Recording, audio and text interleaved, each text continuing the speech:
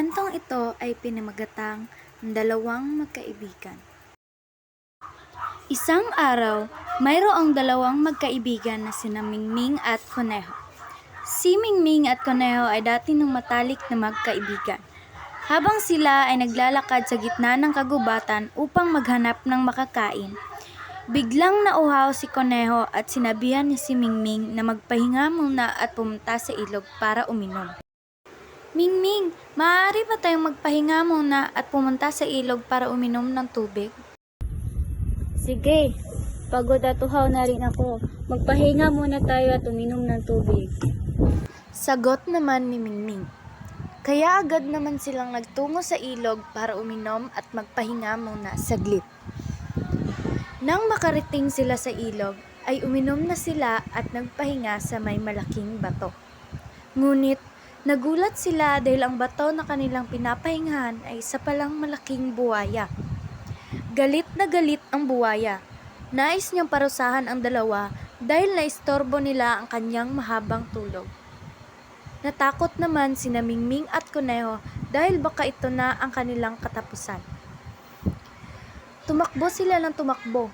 Hinabol naman sila ng masamang buwaya.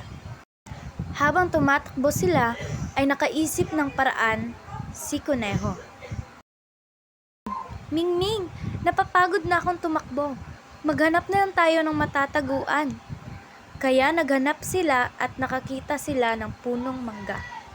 Humingi sila ng tulong dito. Ginoong puno ng mangga, maaari po ba kami magtago sa inyong likuran? At bakit naman? Hinahabol po kasi kami ng masamang buwaya.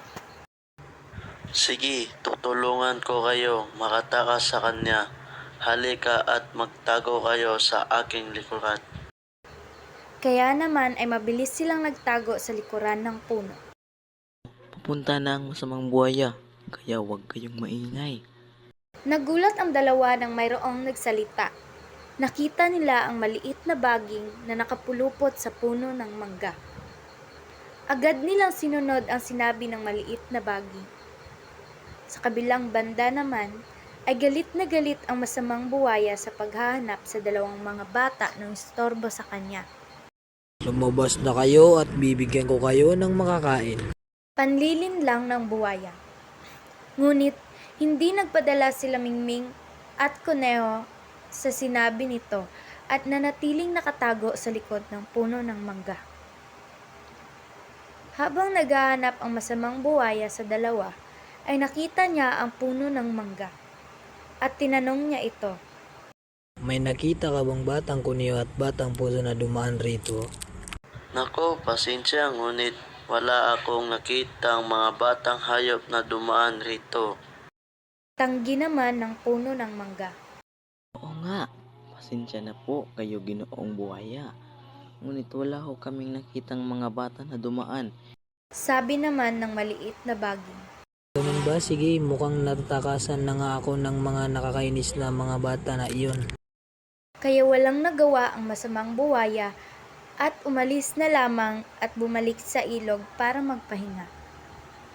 Nang matapos ay lumabas na sina Mingming at Kuneho at laking pasasalamat nila sa puno ng mangga at maliit na baging dahil tinulungan sila ng mga ito.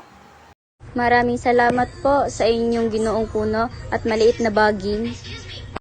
Oo nga po, siguro kung wala po kayo ay nasa tiyan na kami ng masamang buwaya. Wala iyon. Masaya ako na makatulong sa inyo. Pasensya na kayo at hindi ko agad napakilala si maliit na baging sa inyo.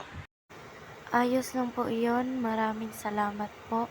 Hindi po namin makakalimutan ang kabutihan na naitulong niyo sa amin. O siya, makaalis na po kami dahil baka malagot po kami sa aming mga magulang. Maraming salamat po ulit. Sige, hanggat sa muli mga bata, mag-ingat kayo sa pag-uwi. Kaya naman, bumalik na sila sa kanilang mga tahanan.